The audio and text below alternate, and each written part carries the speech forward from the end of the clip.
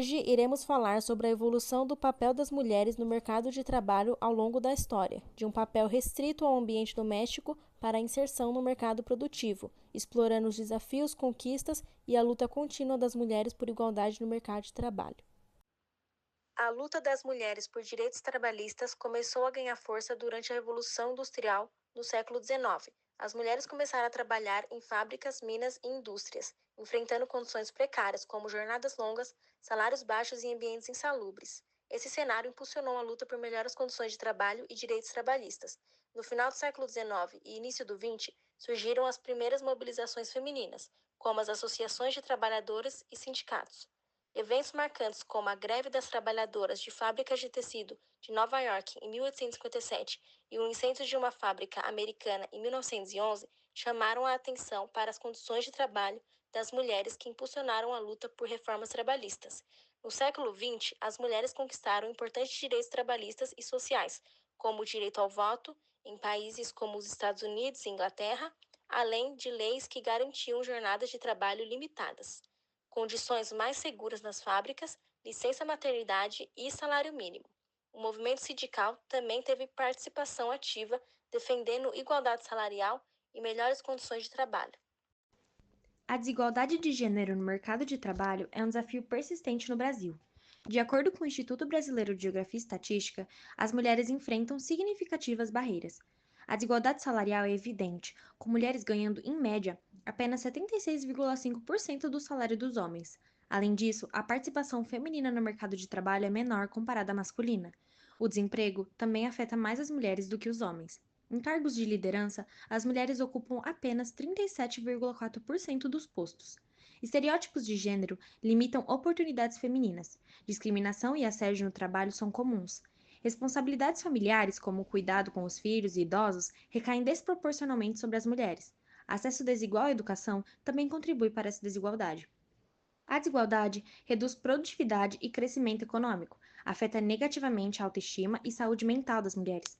Além disso, limita a representação feminina em espaços decisórios.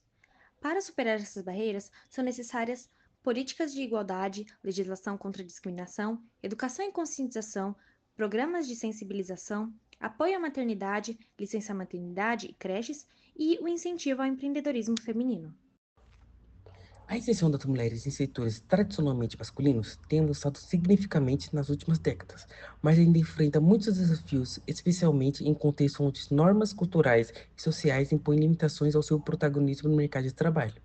E ao longo do tempo, essas mulheres vão ganhando muitos avanços, como maior participação em áreas antes dominadas por homens, educação e conscientização, o aumento da educação formal para as mulheres, políticas públicas e leis de igualdade de gênero. E com esse avanço, vem trazendo muitos desafios para essas mulheres, como normas sociais e culturais restritivas, discriminação e preconceito, desigualdade salarial e falta de oportunidade de liderança, falta de suporte para conciliar vida profissional e pessoal.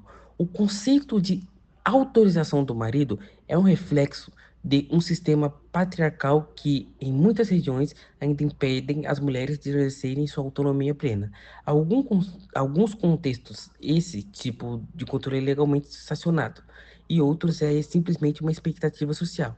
A superação desse desafio depende de uma mudança cultural profunda, onde os direitos das mulheres, a liberdade de escolha, a educação e a independência, economia seja respeitado de forma universal.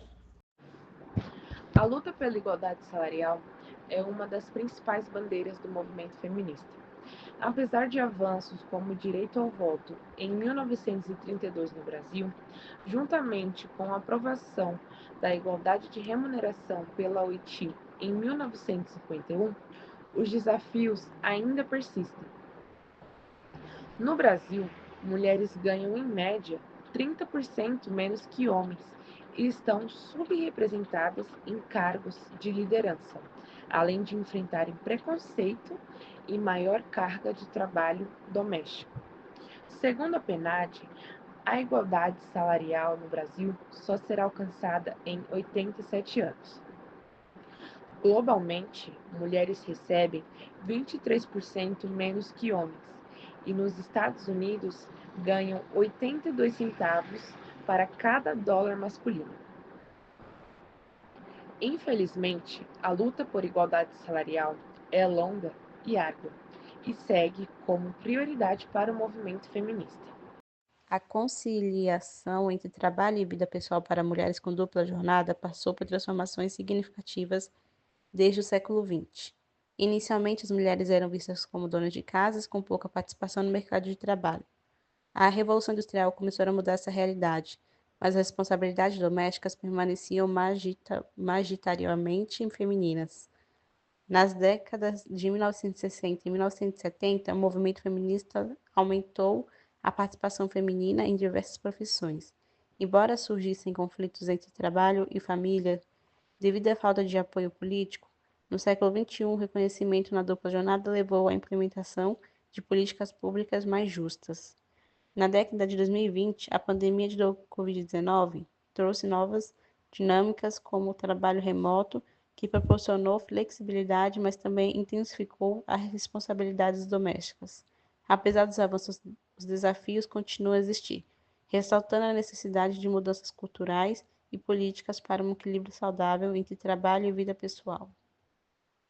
Meu nome é Gabriel, eu vou falar um pouco sobre a situação atual das mulheres no mercado de trabalho, onde a gente percebe um grande avanço em comparação antigamente na inserção das mulheres no mercado de trabalho e seus direitos.